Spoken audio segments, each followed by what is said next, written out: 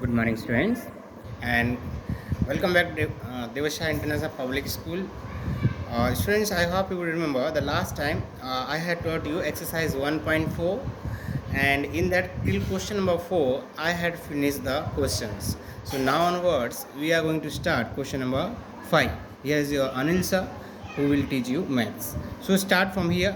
Question number 5. What is written? The temperature at 12 noon was 10 degrees Celsius above zero if it decrease at the rate of 2 degrees Celsius. So if it decrease 10 degrees above zero, if it decrease at the rate of 2 degrees Celsius per hour until midnight, रात के 12 बजे तक 2 degree Celsius कम होता जाता है. At what time would the temperature be 8 degree Celsius below zero. Zero से भी नीचे मतलब -8 डिग्री सेल्सियस टेम्परेचर कब होगा. What would be the temperature at midnight, और रात के 12 बजे टेम्परेचर क्या होगा. तो स्टूडेंट्स देखिए, at 12 noon temperature what 10 degree Celsius and rate of change of temperature जो चेंज हो रहा है कितना डिग्री कम हो रहा है, तो -2 डिग्री हर घंटे कम होता जाता है. तो रात के 12 बजे टेम्परेचर हमारे पास 10 डिग्री सेल्सियस है. 1 बजे अब 2 डिग्री सेल्सियस कम हो जाएगा तो 8 डिग्री सेल्सियस आएगा. रात को 2 बजे की बात करेंगे, दोपहर के 2 बजे की बात करेंगे, टेम्परेचर विल बी 8 - 2 मतलब 6 डिग्री सेल्सियस रहेगा. 3 बजे दोपहर के temperature will be 6 - 2 4 degree Celsius रहेगा. और वहीं पर 4 o'clock की बात करेंगे, temperature will be 4 - 2 2 degree Celsius रहेगा. 5 o'clock की बात करेंगे, टेम्परेचर विल बी अब 2 - 2 उसमें भी 2 कम हो जाएगा, 0 डिग्री सेल्सियस हो जाएगा. तो 5 बजे अब 0 डिग्री सेल्सियस हो गया. अब 6 बजे 7 बजे 8 बजे अब क्या होगा, माइनस में टेम्परेचर जाएगा. तो देखिए eight 6 o'clock temperature will be 0 - 2 मतलब -2 डिग्री सेल्सियस टेम्परेचर रहेगा. और एट 6 PM की बात करेंगे, शाम के 6 बजे की बात करेंगे, टेम्परेचर विल बी 0 - 2. अब 0 से ऑलरेडी हमारा -2 पहुंच जाएगा. 0 - 2 अब 0 से भी 2 और डिग्री कम हो जाएगा तो -2 डिग्री टेम्परेचर हो जाएगा. 7 बजे बात करेंगे तो -2 और -2 -4 डिग्री सेल्सियस टेम्परेचर हो जाएगा. 8 बजे बात करेंगे, टेम्परेचर विल बी -4 और -2 -6 डिग्री टेम्परेचर हो जाएगा. 9 o'clock की बात करेंगे, टेम्परेचर विल बी -6 और -2 -8 डिग्री सेल्सियस. तो पूछ रहा है कि कितने बजे 0 से नीचे मतलब -8 डिग्री टेम्परेचर कितने बजे होगा. तो रात के 9 बजे हमारे पास टेम्परेचर -8 डिग्री सेल्सियस हो जाएगा. अब क्वेश्चन है कि रात के 12 बजे कितना होगा. तो एक तरीका ये है, 9 के बाद 10 11 12 10 बजे कितना हो जाएगा, -10 हो जाएगा. फिर 11 बजे कितना हो जाएगा, आप -12 हो जाएगा. फिर -14 हो जाएगा. तो वो आप ऐसे कर सकते हैं, 9 के बाद 10 11 12 तो भी मिडनाइट आ जाएगा. दूसरा तरीका क्या है कि टेम्परेचर एट मिडनाइट, तो आपको मालूम है कि पूरे दिन भर में 12 घंटे होते हैं. दोपहर 12 बजे से हम लोग स्टार्ट किया था और 2 डिग्री टेम्परेचर हर घंटे कम हो रहा था. तो दोपहर के 12 बजे से रात के 12 बजे तक 12 आवर्स होते हैं और हर घंटे के अंदर 2 डिग्री टेम्परेचर कम हो रहा है. तो 12 × 24 डिग्री सेल्सियस टेम्परेचर कम हुआ है. तो 10 डिग्री टेम्परेचर ऑलरेडी दोपहर में 10 बजे था और -24 डिग्री टेम्परेचर कम हुआ. तो अब जो टेम्परेचर होगा वो कितना होगा, तो वो होगा -14 डिग्री सेल्सियस. इसका मतलब क्या हुआ कि रात के 12 बजे जो टेम्परेचर होगा वो -14 डिग्री सेल्सियस होगा. I hope students you understood this concept very well. Next question करते हैं. ये क्वेश्चन थोड़ा टफ है और इस क्वेश्चन को हम लोग बहुत ध्यान से समझेंगे, ठीक है, और लेंदी भी है. तो इसमें हमने 2 ट्रिक है. आप एक पहले लंबी वाली सीखेंगे, फिर हम लोग शॉर्ट ट्रिक भी करेंगे और उन दोनों ट्रिक में आपको जो अच्छी लगे वो आप एप्लीकेबल कर सकते हो. In a class test +3 marks are given for every correct answer and -2 marks are given for every incorrect answer. अगर सही क्वेश्चन जाता है तो 3 मार्क्स मिलते हैं और अगर गलत आंसर जाता है तो -2 मार्क्स काट लिए जाते हैं. और no marks for not attempting any question. अगर क्वेश्चन अटेम्प्ट नहीं करते तो कोई मार्क्स ना कटता है और ना ही उसे कोई मार्क्स मिलता है. राधिका स्कोर 20 मार्क्स, उसमें से राधिका को 20 मार्क्स मिले.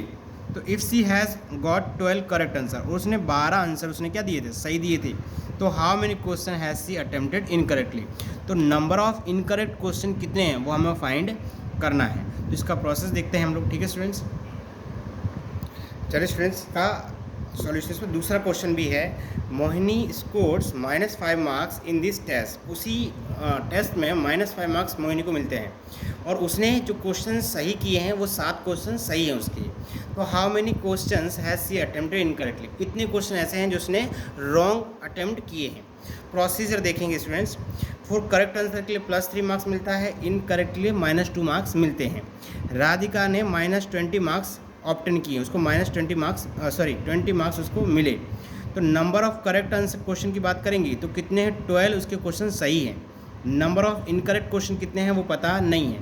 टोटल स्कोर उसके पास 20 मार्क्स का था, +20 मार्क्स उसके आए, +20 मार्क्स उसके आए थे राधिका के। ठीक है, तो तरीका कैसा है, थोड़ा देखो लेंदी है। Number of correct question into its marks, number of correct question into its marks, मतलब करेक्ट के लिए कितने मार्क्स दिए गए, यहाँ पे उसमें प्लस कर देंगे। Number of incorrect question into its marks, मतलब कितने क्वेश्चन गलत हैं और उसके कितने मार्क्स हैं, इक्वल में 20 आता है। देखें 12 क्वेश्चन उसके सही थे, 3 मार्क्स उसके लिए दिए गए। नंबर ऑफ इनकरेक्ट क्वेश्चन पता नहीं है और -2 मार्क्स किसका है, इनकरेक्ट क्वेश्चन का, इक्वल में 20। यहाँ मल्टीप्लाई कर देंगे, 12 3 जा क्या होगा 36 होगा। नंबर ऑफ इनकरेक्ट क्वेश्चन का पता नहीं है, इनटू -2 इक्वल टू 20। अब +36 ये है वो अदर साइड जाएगा तो माइनस हो जाएगा। तो यहाँ पे देखें 20, ये +36 को हम अदर साइड ले गए तो 20 - 36 हो जाएगा, राइट। तो आंसर जो आएगा वो क्या आएगा, वो आएगा -16 आएगा। क्या आ रहा है, -16। अब देखो ये जो था यहाँ पे आप देख सकते हैं -2 किस में है, मल्टीप्लाई में। अगर ये जब अदर साइड आता है तो कहाँ जाता है, डिवाइड में। तो स्टूडेंट्स ये 36 इधर आया था तो 20 - 36 -16 आया। अब ये जो -2 है यहाँ मल्टीप्लाई में, इस साइड जाएगा तो डिवाइड में आएगा। तो देखो नंबर ऑफ इनकरेक्ट क्वेश्चंस निकालने के लिए यहाँ तो -2 लिखा है, अभी -2 यहाँ से गायब होगा तो अदर साइड जाएगा तो डिवाइड में जाएगा। Number of incorrect question divide में आ गया -2, ऊपर देखो -20 - 36 करते हैं, कितना आएगा -16, और माइनस माइनस कट जाएगा, 2 से डिवाइड करोगे 8 आएगा। तो नंबर ऑफ इनकरेक्ट क्वेश्चन कितने हैं, 8। और दूसरा एक शॉर्ट तरीका है स्टूडेंट्स, इसको क्वेश्चन को करने से पहले आपको कुछ चीज़ें हैं जो तो आपको लिखनी है, मतलब पहला, दूसरा, तीसरा और 4, ये 4 लाइन लिखने के बाद आप स्टूडेंट्स ये वाला फॉर्मूला अप्लाई कर सकते हो। ये फॉर्मूला आपको एकदम आसान पड़ेगा। क्या करना है इसमें, इनकरेक्ट आंसर आपको चाहिए कि इनकरेक्ट आंसर्स कितने थे, तो total score minus obtain marks करोगे, ऑप्टेन मार्क्स। ठीक है, ऑप्टेन मार्क्स क्या है, जो करेक्ट आंसर उसने किए थे उसके मार्क्स आप लिखोगे। तो देखो टोटल जो स्कोर था वो था 20, मतलब राधिका ने कितना स्कोर लिया था 20, और माइनस कर दोगे ऑप्टेन मार्क्स। ऑप्टेन मार्क्स कौन से होंगे, ये करेक्ट आंसर के मार्क्स होंगे। स्टूडेंट्स करेक्ट आंसर के मार्क्स कितने थे, तो आप देखें उसके पास करेक्ट क्वेश्चन कितने थे, 12 थे, क्वेश्चंस कितने थे, 12 थे, और उसके लिए मार्क्स कितने मिल रहे थे, 3। तो 12 3 या 36 मार्क्स उसने करेक्ट आंसर के थे। तो जो करेक्ट आंसर के मार्क्स वो यहाँ पे लिख देने का, तो 20 - 36। अच्छा, डिवाइड में रहेगा -2। ध्यान रहे स्टूडेंट्स, यहाँ पे मार्क्स रहेंगे इनकरेक्ट मार्क्स, मतलब marks awarded for incorrect. Incorrect होता था तो मार्क्स कितने थे, -2, मतलब यहाँ आपको -2 से डिवाइड करना है। इस क्वेश्चन में आप यहाँ पे लिखोगे marks for incorrect, marks for incorrect, तो वो कितने हैं, -2। तो आपको क्या करना है, टोटल स्कोर लिख देना है, यहाँ पे 36 लिखना है जो कि ऑप्टेन मार्क्स थे सही के लिए, और -2 से डिवाइड कर देना है। तो 20 - 36 करोगे, आंसर क्या आएगा, -6, और -2 से डिवाइड करोगे तो -8 आएगा। तो इस तरह से स्टूडेंट्स आप कर सकते हो। चलिए, इसी का दूसरा पार्ट है मोहिनी, जो -5 मार्क्स लेते आती है, वो उसको समझते हैं किस तरह से करेंगे। ठीक है, चलिए स्टूडेंट्स फटाफट इसका सेकंड क्वेश्चन समझ लेते हैं। मोहिनी को स्कोर मिले थे -5 मार्क्स, उसको आए थे कितने मार्क्स आए थे, -5 मार्क्स उसको मिले थे, -5 मार्क्स उसको मिले थे। नंबर ऑफ करेक्ट आंसर कितने थे, 7 थे। मार्क्स फॉर करेक्ट आंसर कितने हैं, +3 मार्क्स हैं, इसको लिखेंगे +3 मार्क्स है, राइट। और उसके बाद नंबर ऑफ इनकरेक्ट क्वेश्चन वो तो हमको ढूंढने हैं। मार्क्स फॉर इनकरेक्ट आंसर कितने होते हैं, -2। अगर कोई क्वेश्चन गलत हो जाता है तो उसके लिए -2 मार्क्स है। तो ऑप्टेन मार्क्स, यहाँ पे सबसे पहले यहाँ जो मार्क्स रखने हैं वो यहाँ हम लोग फाइंड कर लेंगे। ऑप्टेन मार्क्स कितने हैं, मतलब करेक्ट जो उसने आंसर दिए थे उसके मार्क्स कितने हैं। तो स्टूडेंट्स 3 मार्क्स थे और 7 क्वेश्चन उसने सही किए थे, तो 7 3 21 मार्क्स उसके आए हुए थे। तो ये फॉर्मूले में रख देना है। नंबर ऑफ इनकरेक्ट आंसर उसमें लिखोगे total score minus obtain marks divided by 2, यहाँ लिख देता हूँ मैं डिवाइडेड बाय 2, ये डिवाइडेड बाय 2 यहाँ रह गया, डिवाइडेड बाय 2, तो यही डिवाइडेड बाय 2 यहाँ पे मैंने -2। तो यहाँ पे देखिए ये मैंने क्या इनकरेक्ट आंसर के लिए मार्क्स -2, मतलब पहले के जैसे हमने किया था वैसे ही ये -2 लिख दिया इनकरेक्ट के लिए। टोटल स्कोर कितना था, -5 था, और ऑप्टेन मार्क्स कितना आया, अब देख सकते हैं हमारे पास 21 आए, यहाँ पे रख दिया, माइनस माइनस है प्लस हो जाएगा, -26, और -2 से डिवाइड कर दोगे तो माइनस माइनस से डिवाइड करोगे ये कट जाएगा, 2 से डिवाइड करोगे 13 हमारा आएगा। तो नंबर ऑफ इनकरेक्ट क्वेश्चन कितने आ गए, 13। यहाँ पे लिखोगे नंबर ऑफ इनकरेक्ट क्वेश्चंस, हमारे पास जो क्वेश्चन थे वो कितने थे, इनकरेक्ट क्वेश्चंस वो थे हमारे पास 13। ठीक है, समझते हैं, ठीक है। अब हम लोग 7 नंबर का क्वेश्चन समझते हैं। इस 7 नंबर का क्वेश्चन कैसे करना है। An elevator descends into a mine shaft at the rate of 6 metre per minute, 1 minute के अंदर 6 मीटर जितनी एक शाफ्ट है वो नीचे आ जाती है। शाफ्ट मतलब आप समझते हैं लिफ्ट है, वो नीचे आ जाती है। If the descends starts from 10 metre above, और 10 मीटर ऊपर से वो नीचे उतरती है level, how long it will take to reach 350 metre, नीचे जाना है, माइनस में जाना है। तो स्टूडेंट्स को समझते हैं, ये रहा हमारे पास, मान लो हमारे पास ये रही, ये हमारा ये जो है वो लैंड है, ठीक है, ये हमारे पास लैंड बोल सकते हैं, ये हमारे पास क्या है, लैंड है, ठीक है। और यहाँ से इतना ऊपर पे, इतने हमारे ऊपर ये जो 10 मीटर का हमारे पास एक यहाँ पे हमारे पास शाफ्ट है, जो शाफ्ट आपको लानी है वो यहाँ पे है, ये जो है वो क्या है, ये है आपका शाफ्ट है। अब ये शाफ्ट 10 मीटर इधर है, और फिर और इसको 350 मीटर और नीचे लाया जाता है, 350 मीटर और नीचे लाया जाता है। तो ये ज़मीन के नीचे 350 मीटर है, मतलब ये जो डिस्टेंस है वो कितना है, ये जो डिस्टेंस है वो है 350 मीटर का,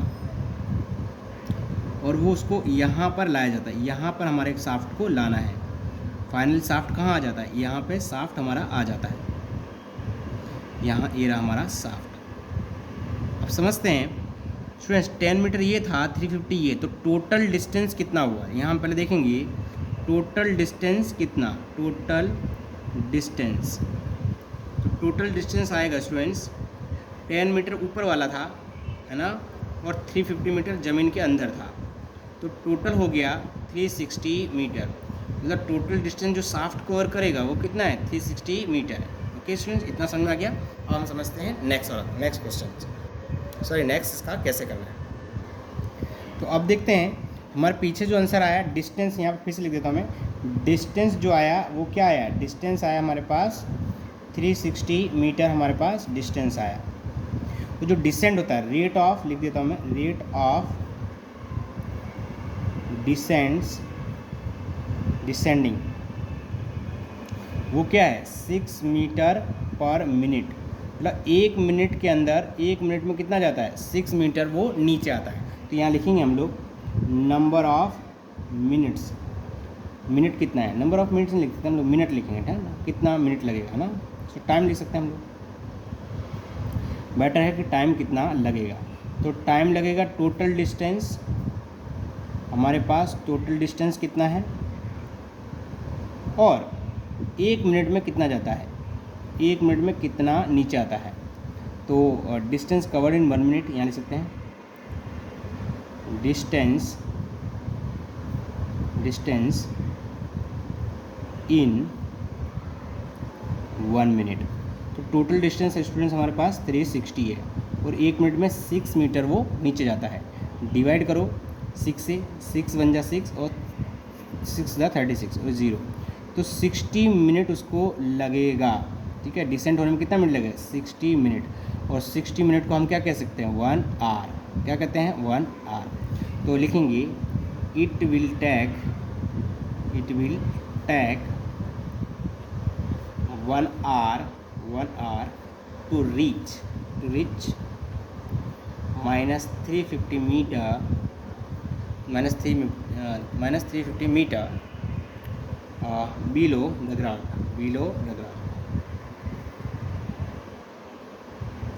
So students, now I am going to complete here our chapter. I have covered each and everything. I hope students you understood it well. Okay, thank you.